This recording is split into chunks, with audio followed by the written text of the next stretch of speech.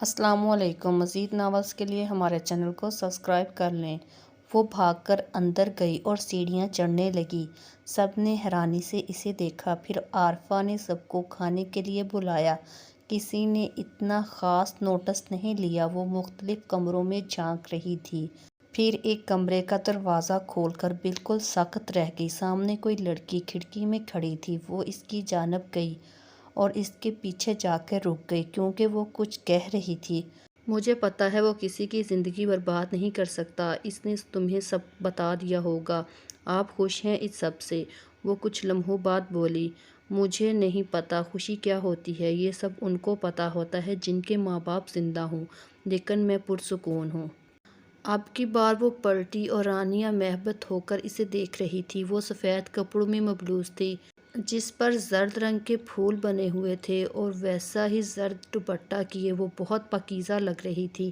آپ پاگل ہیں کیا؟ وہ حیرانی سے بولی۔ نہیں، پاگل تو حنان ہے، اپنی زندگی میری وجہ سے برباد کر رہا ہے۔ وہ دوبارہ رخ موڑ کر کھڑی ہو گئی۔ آپ کو ذرا ڈر نہیں لگتا کہ اگر میں آپ کی سوتن بن گئی تو آپ کا کیا ہوگا؟ وہ کچھ دیر بعد بولی۔ تحریم ہنس دی۔ وہی جو میں چاہتی ہوں، تم فکر مت کرو۔ میری بہن، جس دن تم بیاہ کر آؤ گی اس دن تمہیں کہیں نہیں ملوں گی۔ وہ عجیب لہجے میں بولی۔ یہ کیا بکواس ہے تحریم؟ وہ جو ان کی باتیں سن رہا تھا اس کی اس بات پر چلایا۔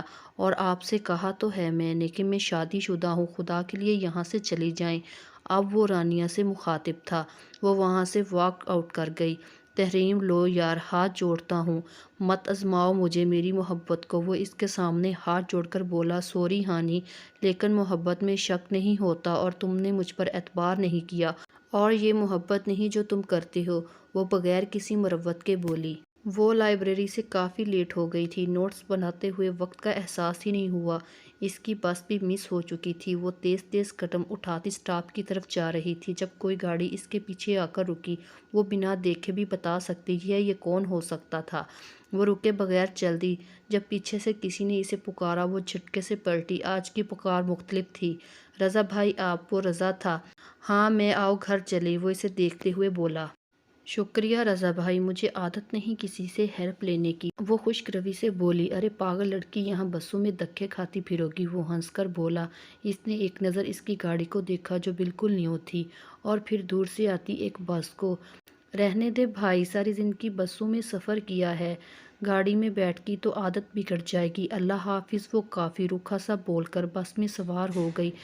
ماں کا مرنا اس کے لیے قیامت نہ تھا جتنا نانی کا مرنا اس کے لیے ثابت ہوا۔ وہ اس کی ماں تھی مگر انہوں نے اسے ماں سے زیادہ پیار دیا تھا۔ وہ ان کے جانے کے بعد بالکل اکیلی ہو گئی تھی اور مامی کو اس کی جوانی سے خطرہ تھا کیونکہ رضا کو اس کی ہمدردی کا بخار 24 گھنٹے چڑھنے لگا تھا۔ وہ بھی کافی محتاط ہو گئی تھی کیونکہ رضا کی ہمدردی اب ہمدردی نہیں رہی تھی۔ اسے کچھ اچھا ہونے کے احساسات نہیں آ رہے تھے۔ یونی میں فری پیریڈ تھا۔ وہ خاموشی سے ایک بینچ پر جا کر بیٹھ گئی، آنکھوں میں نمی سی ٹھہر گئی۔ نانو کے مرنے کے بعد وہ کس قدر اکیلی ہو گئی۔ اس نے مامی کے ڈر کی وجہ سے کبھی کوئی دوست نہیں بنائی۔ مامی اس کے لیے رشتے دیکھ رہی تھی۔ وہ گمسم سی بیٹھی تھی، تبھی کوئی پاس آ کر بیٹھ گیا۔ وہ چونکی اور اس کو دیکھا۔ وہ حنان تھا۔ کیوں آئے ہو؟ وہ اٹھی نہیں۔ ساری یونی کے سامنے تماشا کرنے سے بہتر ہے۔ اس نے یہی سمجھا کہ آج اس کی بات سن لے۔ تمہیں پتہ ہے؟ وہ سامنے لگے سرخ گلاب کے پودے کو دیکھتے ہوئے بولا۔ میں نے تمہیں دل سے معاف کر دیا ہے کیونکہ یہ سب میرا نصیب تھا، تمہارا کوئی قصور نہیں تھا، وہ مضبوط لہجے میں بولی۔ لیکن میں آج اس کے لیے نہیں آیا، آج میں خود سے ہار کر تمہارے پاس آیا ہوں۔ وہ اس کی بات پر چونکی۔ کیا مطلب؟ مجھے تم سے محبت ہو گئی ہے، اب سے نہیں تب سے جب میں 18 سال کا تھا۔ تمہارے بارے میں سوچنا اچھا لگنے لگا۔ میں جانتا ہوں یہ سب ناممکن ہے مگر میرا دل میرے بس میں نہیں ہے۔ اور وہ اس دیوانے کو دیکھتی رہ گئی جو اپنی شکست تسلیم کر رہا تھا۔ جانتا ہوں تم ہم سب سے نفرت کرتی ہو، ہم نے تمہارے ساتھ بہت برا کیا ہے، شاید محبت کو بد دعا ہے کسی کی، ہمیشہ وہاں ہو جاتی ہے جہاں دو دل چاہ کر بھی نہیں مل سکتے۔ وہ اسے دیکھ رہی تھی، عجیب حالت تھی اس کی۔ میں تمہاری محبت کی قدر کرتی ہوں ہانی، مگر اب بہت دیر ہو چکی ہے، میری شادی ہونے والی ہے، وہ کہہ کر خاموشی سے اٹھ آئی۔ وہ اسے اذیت سے جاتا ہوا دیکھنے لگا۔ گھر آ کر وہ تڑپ تڑپ کر رو دی۔ اس نے جھوٹ بول کر ایک بہت بڑے طوفان کو روک دیا تھا۔ جانتی تھی کہ اگر آج اس نے دل کی بات اس کے سامنے کر ڈالی تو گھر والوں کو بھی یہی کہہ دے گا۔ وہ نہیں چاہتی تھی مامی اس کی ذات کو نشانہ بنائے، اس کی تربیت پر حرف آئے، مگر ابھی بہت بڑے طوفان آنے تھے۔ وہ چھت پر تنہا بیٹھی تھی جب رضا آیا۔ تحریم یہاں کیوں بیٹھی ہو؟ ویسے ہی رضا بھائی نہیں ہوں میں تمہارا، وہ غصے سے بولا۔ وہ اٹھ کر نیچے جانے لگی، تبھی رضا نے اس کا ہاتھ پکڑ کر دیوار کے ساتھ لگایا اور اس کے منہ پر ہاتھ رکھا۔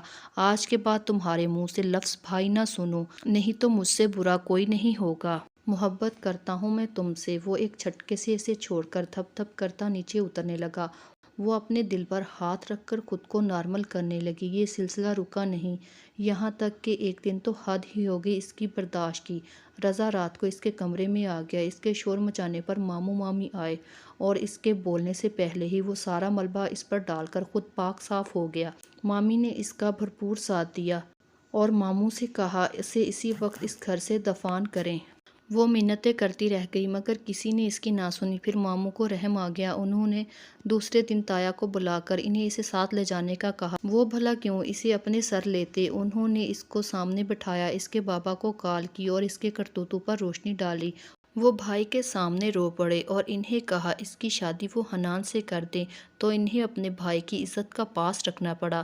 جب وہ اسے حنان کے ساتھ رخصت کرا کر لے آئے تو اسے بھی کچھ نہیں بتایا۔ وہ شروع میں تحریم کے رویے سے الجھتا، وہ بہت روکھا پھیکا برتاؤ کرتی، بالکل خاموش ہو گئی تھی۔ عارفہ کو نہ جانے کیسے انہوں نے منایا تھا اس شادی کے لیے، مگر وہ مان گئی تھی۔ حنان کی محبت میں اسے کوئی شک نہیں تھا، وہ اسے دل و جان سے چاہتا تھا۔ وہ اکثر اس کی اس جنونی محبت سے ڈر جاتی تھی کہ جب اسے اس شادی کے پیچھے ساری بات کا پتہ چلے گا تب کیا ہوگا، اور وہ دن دور نہیں تھا۔ اس کے موبائل پر بیل بج رہی تھی، وہ واش روم میں تھی۔ تحریم یار تمہاری کال آ رہی ہے۔ وہ نہا رہی تھی، اسے حنان کی آواز سنائی نہیں دی۔ اس نے کال پک کر کے ہیلو کہا۔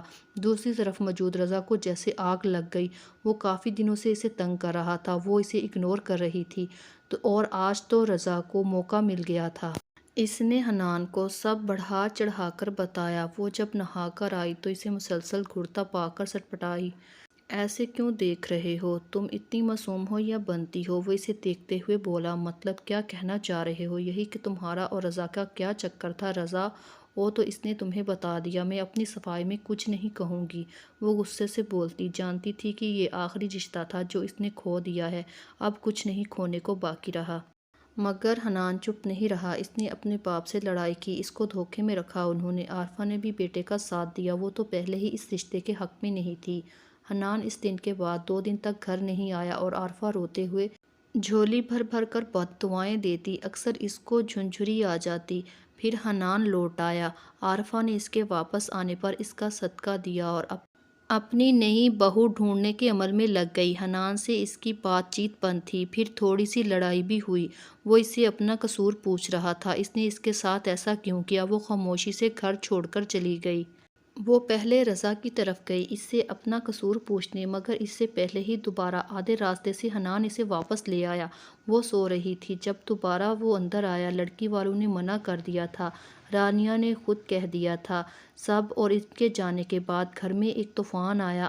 عارفہ نے اسے گالیاں دی باقاعدہ، اور حنان انہیں سنبھالنے کی کوشش کر رہا تھا کیونکہ تحریم کو وہ ملازمہ کے ذریعے پہلے ہی سکون آور دوائی دے چکا تھا۔ وہ سو چکی تھی، اب عارفہ کو ہینڈل کرنا تھا۔ وہ رو رو کر اسے بد دعائیں دے رہی تھی۔ مما فار گاڈ سیک، اس کی کوئی غلطی نہیں، میں نے ہی رانیہ کو بتایا تھا۔ اسے بچانے کے لیے جھوٹ بول رہے ہو نا ماں سے۔ وہ اور زور سے رونے لگی۔ ماما میں کسی معصوم کی زندگی نہیں خراب کر سکتا، اسے جب بعد میں پتہ چلتا تو وہ آپ کو اس گھر میں رہنے دیتی، خود سوچے ذرا۔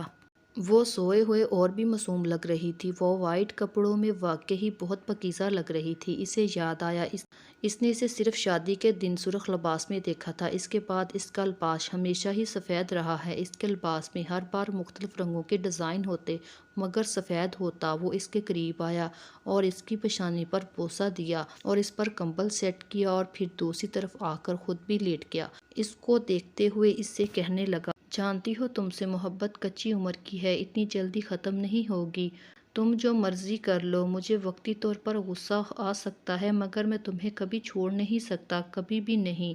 وہ اسے باتیں کرتے کرتے نہ جانے خود بھی نیند کی آغوش میں چلا گیا۔ کچھ دنوں تک سب کچھ نارمل ہو گیا، لیکن عارفہ نے ایک نیا پلان تیار کیا۔ اس دن جب سارے اپنی اپنی ڈیوٹیز پر چلے گئے تو اس کے پاس آئی اور اس کے سامنے ہاتھ جوڑ دیے۔ تجھے اپنی ماں کی قسم دیتی ہوں، تو ہانی کی زندگی سے دور چلی جا۔ وہ تمہارے ہوتے ہوئے بھی کبھی تمہارا نہیں ہو سکتا۔ مرد کے دل میں جب ایک بار شک آ جائے تو وہ اس عورت کا چاہ کر بھی یقین نہیں کرتا۔ وہ انہیں دیکھتی رہ گئی۔ ٹھیک ہی تو کہہ رہی ہے۔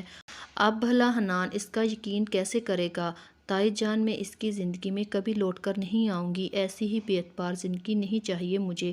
وہ اٹھ کر چادر اوڑھنے لگی اور ایک نظر حنان کی تصویر کو دیکھا اور نم آنکھوں سے مسکراتے ہوئے باہر چلی گئی۔ وہ آفس میں تھا جب رضا کی امی کی کال آئی۔ وہ اسے ہاسپٹل آنے کا کہہ رہی تھی۔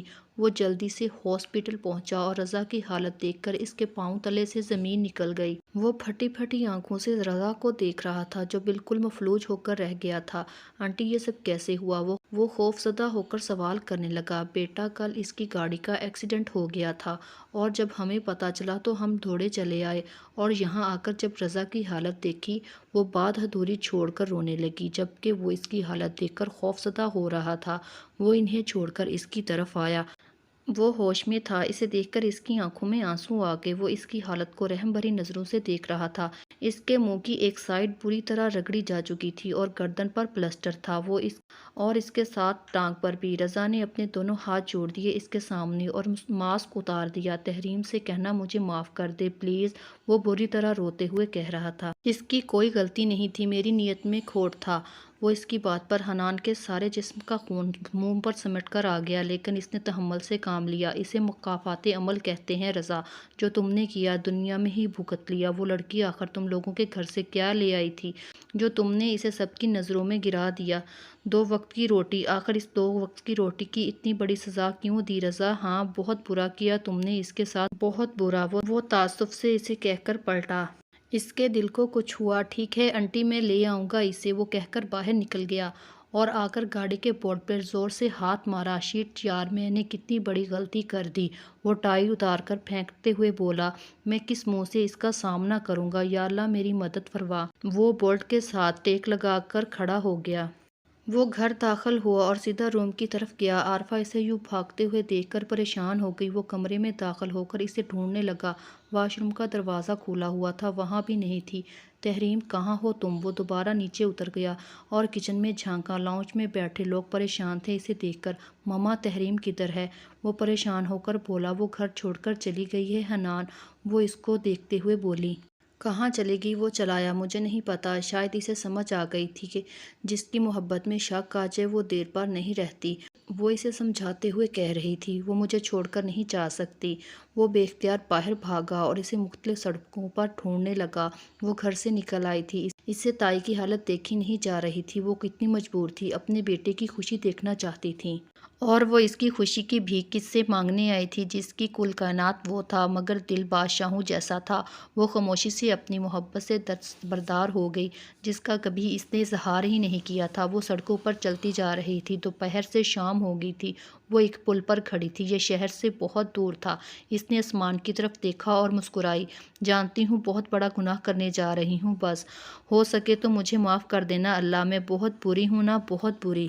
میں نے زندگی میں کبھی کوئی خوشی نہیں دیکھی، کسی کا پیار نہیں ملا مجھے، نہ ماں کا نہ باپ کا۔ آخر کیوں یہ لوگ نہیں سمجھتے، اولاد کو صرف پیدا نہیں کرنا ہوتا، اس کی تمام تر ذمہ داریاں بھی پوری کرنا ہوتی ہے۔ وہ پل پکڑے ہچکیوں کے ساتھ رو رہی تھی۔ اور جو مجھ سے پیار کرتا ہے اسے بھی کتنے لوگ چاہتے ہیں، میں نے اسے چھوڑ دیا۔ میں نہیں چاہتی کسی کو میری وجہ سے مزید دکھ ہو۔ آئی ایم سوری حنان، میں تمہاری محبت کے قابل نہیں تھی۔ پھر اس نے ایک لمحے میں فیصلہ کر لیا۔